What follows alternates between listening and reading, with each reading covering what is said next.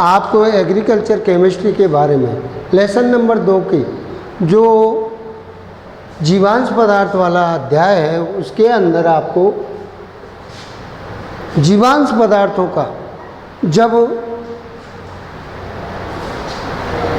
जीवाणुओं द्वारा विच्छेदन अपघटन होता है, उस अपघटन में एक विशेष प्रकार की गर्मी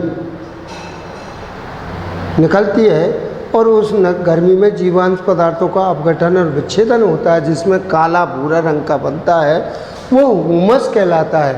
हुमस के जो आपको भौतिक गुण बताए, इसी तरह आपके रासायनिक गुण भी होते हैं।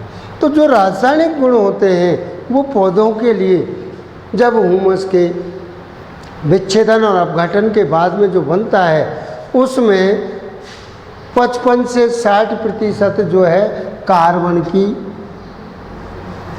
प्रतिशतता पाई जाती है। अर्थात सबसे अधिक जो है कार्बन पाया जाता है 55 से 65% के प्रतिशत में। और इसी कार्बन में जो हुमस है, उस हुमस में जो विच्छेदन किया है उसके अंदर हाइड्रोजन भी पाई जाती है, वो 4 से 5% पाई जाती है।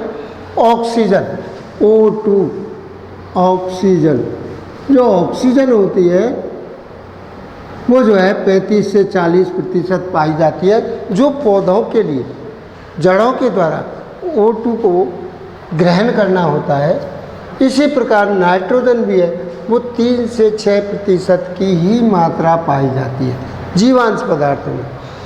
और जो फास्फोरस है वो भी पाया जाता है, वो कम मात्रा में मिलता है, जो रॉक से प्राप्त होता है ज़्यादातर, लेकिन हुमस में भी फास्फोरस पाया जाता है। इसी प्रकार सल्फर, जिसको गंधक कहा जाता है, गंधक कहा जाता है, और लोहा, आयरन और ETC इत्यादि, ये जो है मुख्य हुमस के रासायनिक गुण हैं। इनमें ये गुण भूमि मृदा के निर्माण में अवेलेबल या मिट्टी के अंदर मौजूद रहते हैं।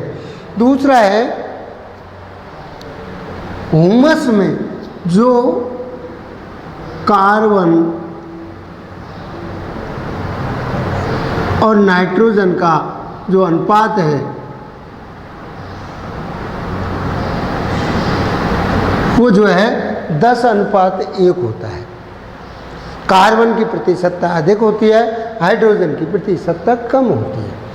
हुमस में जो हुमस होता है, जो जीवांश पदार्थों का विच्छेदन हो जाता है, उसके अंदर आपको धन आयन विनिमय, जैसे मान लीजिए उदाहरण के तौर पर Mg, तो ये धन आयन है, Cl ये ऋण आयन है,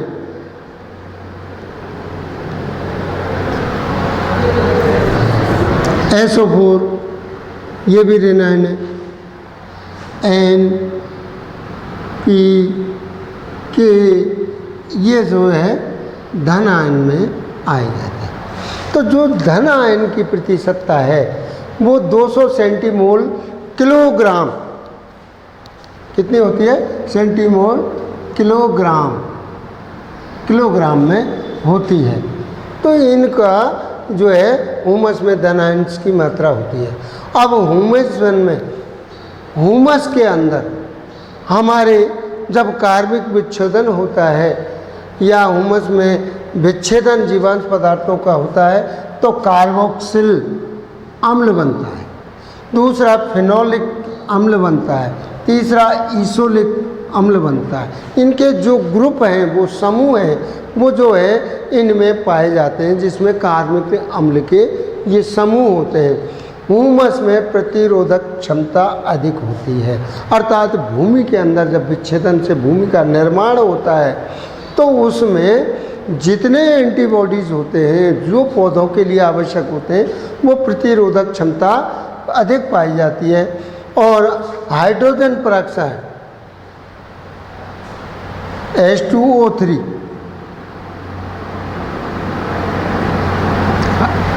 हाइड्रोजन परऑक्साइड द्वारा ऑक्सीकरण आसानी से हो जाता है। ठीक है, ये है। और हाइड्रोजन पराक्साइड द्वारा ऑक्सीकरण करके और जो है O2 में परिवर्तित हो जाती है, ऑक्सीकरण हो जाता है, किण्वीकरण हो जाता है, उसका फर्मेंटेशन हो जाता है। इसलिए हुमस का निर्माण लिग्नोप्रोटीन, ये तीन जो हुमस है इसका निर्माण जो है ग्रुपों में पाए जाते हैं और ये तीन होते हैं। एक लिग्नोप्रोटीन होता है, एक रोदे अणुजीव का निर्माण ऊतक, अणुजीव का ऊतक, और एक होता है प्रोटीन मृतिका संयोजन। तो जो लिग्नोप्रोटीन है इसके अंदर जब हमारी मृदा में जो जीवांश पदार्थ होते हैं उन जीवांश पदार्थों को जब विच्छेदन होता है तो इसके अंदर शर्करा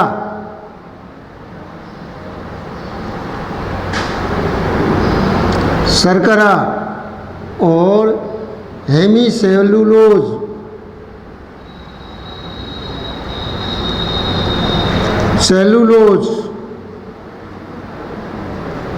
ये जो हैं ये धीरे धीरे परिवर्तित हो जाती है। ये वसा हेमीसेलुलोज स्टार्च वसीय यौगिक कौन से बनाते हैं? वसीय यौगिक बनाते हैं। ये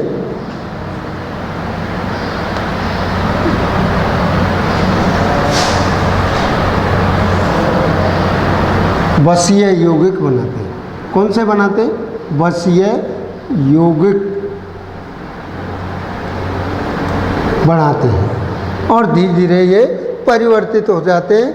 ये शर्करा, हेमोसेलुलोज और सेलुलोज ये वसीय। इसी प्रकार से जो रोदी अणुजीव होते हैं, जब कार्बनिक पदार्थों का विच्छेदन होता है तो इस विच्छेदन के अंदर जो रोगीय अणुजीव का जो निर्माण होता है वो जो है इन क्रियाओं से करके शर्करा, ग्लूकोज से धीरे धीरे ये जीवन में नाइट्रोजन के साथ क्रिया करके अमोनीकरण करते हैं और अमोनीकरण करके पौधे को प्राप्त होता है और जिससे अणुजीव का निर्माण होता है, ऊतक बनते हैं। इसी तरह से ये जो तीसरा है आपका ये प्रोटीन अम्लीय, क्षारीय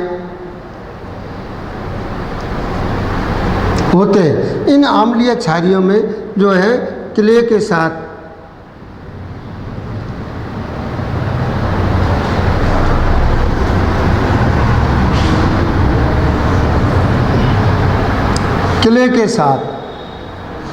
जो लवण होते हैं, खनिज लवण होते हैं, जिसमें क्ले के साथ प्रोटीन मिल करके जो है इसका मृतिका प्रोटीन बनाते हैं और इनका संयोजन होता है। इसी तरह क्षारीय का होता है। तो इनके जो धन आयन वगैरह होते हैं इनका पूर्ण रूप इन समूह के ये तीन प्रकार से जो है हुमस मृदा निर्माण में जो है सहायक होते हैं। लिग्नोप्रोटीनेट रोदी अणुजीव का ऊतक का निर्माण और प्रोटीन मृतिका संयोजन के अम्लीय क्षारीय अवलेय होने के कारण, भूमि में अम्लीय और क्षारीय गुण होने के कारण ये क्ले के साथ क्रिया करके प्रोटीन के साथ क्रिया करके लिग्नोप्रोटीन जो है प्रोटीन युक्त पदार्थ बनाते हैं। ये